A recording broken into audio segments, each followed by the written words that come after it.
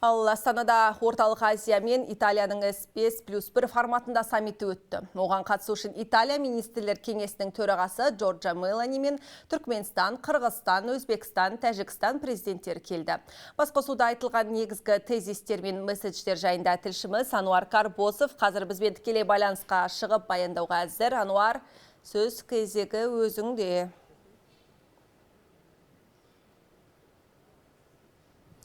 Қайырлы студия, әріптестер, бұл жиын бұрынғылардан өзгерек, өйткені саяси сахнада едәуір салмағы бар Италия орталық Азиямен алдағы уақытта байланысын одан әрмен нығайтуды көздейді. Бұл саммит соның бірден бір дәлелі болды. Айтпақшы, бірер сәттер ғана бұрын осы саммит өз мәресіне жетті, аяқталды, нәтижелі болды деуге толық негіз бар шығар. Өйткені әу баста көптеген сарапшыларда, мамандарда, президенттің өзі де бұл іс-сапарды жалпы осы саммитті тарихи сәт деп бағалаған болатын. Сонымен жалпы орталық Азия мемлекеттерде бұл бас қосуға өте ниетті. Жалпы екі арадағы орталық Азия мен Италия мемлекетінің арасындағы байланысты нығайтуды орталық Азия мемлекеттерде көздейді. Сонымен айтулы іс-шараға құрметті меймандардан Италия министрлер кеңесінің төрағасы Джорджа Мелони ханым, Қырғызстан президенті Садыр Жапаров, Өзбекстан президенті Шавкат Мирзиёев, Түркменстан президенті Сердар Бердімұхамедов және Қырғызстан,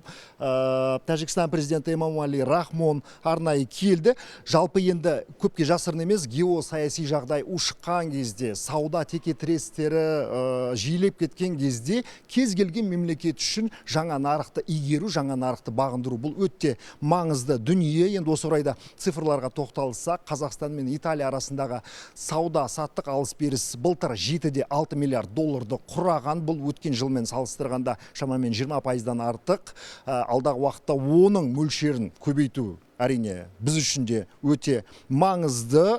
Жалпы енді Италиямен не аламыз, не береміз деген сұрақ туындайтын жағдайда президент алдағы уақытта түрлі жалпы сан саладағы байланыстарды нығайтуды көздейміз. Автомобиль, энергетика, оқу, білім, ғылым, бұдан қалды фармацевтика, денсаулық саласы, алдағы уақытта азық түлік шаруашылығын өңдеу, жалпы өңдеу өнеркәсібінде кез келген бағытта біз байланысты дамытуды көздейміз деді. Енді негізгі шикізатымыз мұнай демекші былтыр біз Италияға 27%-ға артық мұнай экспорттадық. Оның мөлшері шамамен 30 миллионнан артық, 30 миллион тоннадан астам. Алдағы уақытта президент егер қажет болған жағдайда оның мөлшерін одан әрмен қарай арттыруды көздейміз деді.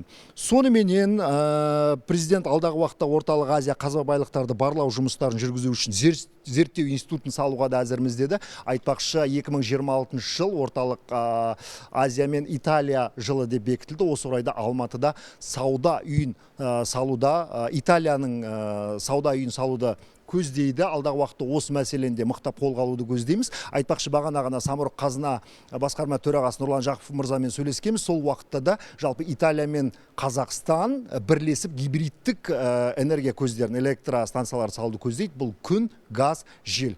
Құрметті көрермен, әріптестер, енді қолда бар ақпарат әзірге осы. Алдағы уақытта енді нәтижесін өздеріңізде біле жатарсыздар. Қолда бар ақпарат осы. Студия сөз кезегі өздеріңізде. Әріптес тұшымды ақпаратыңа рахмет. Бізбен байланыста болған Ануар Карбосов.